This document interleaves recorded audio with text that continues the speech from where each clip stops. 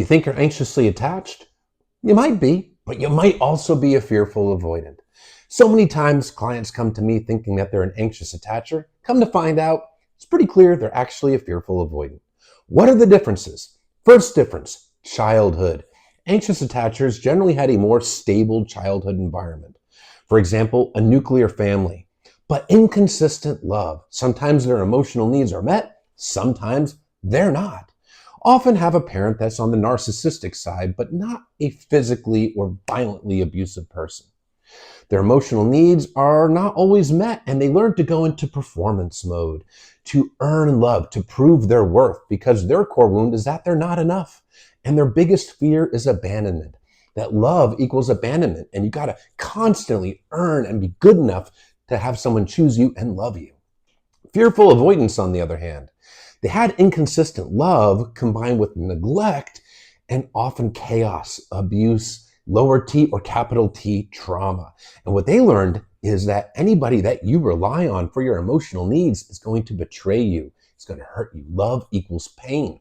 The core wound with a fearful avoidant is betrayal. That if you open your heart to anybody, they will find new and awful ways to hurt you. They fear abandonment too, but they associate it with betrayal. And they tend to become hypervigilant in relationships, looking for inconsistencies in their partner to justify their fears about betrayal. Now, how they show up in relationships can really vary between the two. Anxious attachers, when it comes to conflict, they don't like conflict. They hate conflict. Now, they can get angry, they can get reactive, but they generally do not leave a fight until it is over and resolved. They will do anything to preserve the connection, to preserve the relationship, because in their mind, unresolved conflict equals abandonment. Fearful avoidance, they are more of the fighters.